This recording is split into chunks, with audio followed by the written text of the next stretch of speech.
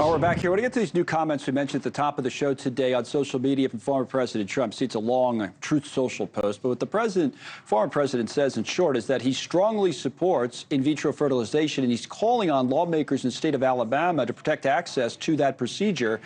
These comments coming just ahead of the South Carolina Republican primary tomorrow as Drew McKissick joins us. Drew's chair of the party down there, the Republican Party in South Carolina. Good to have you on. I mean, we were going to talk, and we will talk about the state and the race and all the rest of it. But, you know, this topic has been a big one this week, this story after the state Supreme Court ruling in Alabama. President Biden had put out a statement. Nikki Haley made some comments. President Trump had not. But now he says this. What do you make of it? Certainly his opinion. It's an opinion shared by a lot of people. It's not surprising that he would speak out on it. How do you think that issue plays into this race, not only in South Carolina, but into the presidential race more broadly? I mean, reproductive rights have been, we've talked about in the show the last couple of days, advantaged Democrats generally in recent elections. I don't know if this particular issue is any different. What do you think? Well, I don't think this issue really plays in this primary, quite frankly, because this is a pro-life party. Right, but the general election, I guess I was asking more about. The bigger question here, the bigger question to me would be, if you want to talk about general election, you want to talk about radical positions. It's easy to do. You start talking about the Democrat Party and their radical position of, being in favor of abortion being legal right up until the moment of birth. This is a party that's in favor of partial birth abortion, for goodness sake. So, we got plenty of time to talk about that this fall and truly expose the radical nature of their opinion. So I'm not concerned about this right now and how this will play in the primary at all. But what about this approach from the former president who seems to be calling on the lawmakers? He's not coming out against, as I read it anyway, the state Supreme Court. He's saying the law should be changed so this ruling might not have taken place. I mean, is that something you personally would support, or you think the party should support, or? It's not so much a position of a ruling not taking place. It's about the way that the process should work. And that is, you have a legislature, which is elected by the people, which follows the will of the people and passes legislation. I mean, that's the way democracy is supposed to be. Let me ask you about this race more broadly. We all know what the data has been showing us about the primary in South Carolina.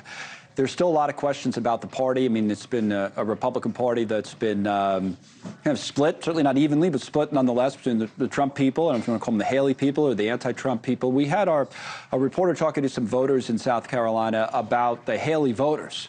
And even if she's trailing by a lot in the polls, there's thousands and thousands of people, of course, support Nikki Haley, especially in her home state. And the question to those voters was, hey, what are you going to do if she doesn't win? Like, where are you if it's, Trump and Biden again? And here's a little bit of what some of those voters told us. Let's take a listen. If it turns out to be Trump and Biden in November, who are you going to vote for? I will vote for Trump.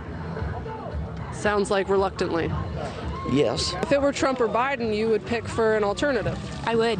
If Nikki Haley weren't running, I don't know that I could vote for either of the remaining two.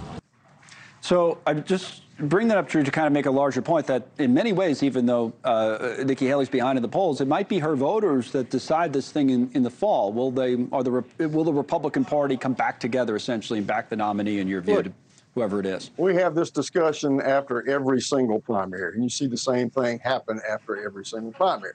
We have primaries for a reason. People pick their favorite candidates, the one that they think best represent themselves, their viewpoints, their issues, and that can win in the fall. And then we get past the primary and we begin to work to pull the party back together, because at the end of the day, we end up with an A-B proposition. It's going to be a Democrat or it's going to be a Republican. It's going to be a conservative. It's going to be a liberal. And people vote on the basis of that. So, I just wonder if everybody's not going to be 100% happy with whoever the nominee might be. But the point is, we're more likely to pull our party together and support our nominee in the fall than Democrats are in polls. Usually you'd be, and you may be this time 100% right, but I'm just wondering if it's different this time with Donald Trump. This is not generic Republican versus generic Democrat. Well, again, we look at the same thing, the same scenario after every primary, local primaries, state primaries, and national primaries. And at the end of the day, our job is to pull the party back together and go win, and you end up with an A-B proposition. That's just the way it works. The last thing for you, Drew, before we let you go, is on the internal kind of back and forth of the RNC. And Donald Trump's back. And here's the headline from the New York Times some time ago. Well, who will replace Ronna McDaniel as leader of the RNC? And you know, your name has been mentioned, but Donald Trump's backed the North Carolina GOP chairman, Michael Whatley, talked about he wants his daughter-in-law, Lara Trump, to be in leadership. How's this all going to play out? What's best for the party? What would you say about it? Well, once we get past the point where we have a presumptive nominee in every cycle, the RNC and the nominees' campaign structure begin to merge and come together to varying degrees in every different cycle on things like fundraising, on how we do communications, how we do organization in the field, putting together the best team that represents the talent in each and every position that we need to put in the field to make sure that we win.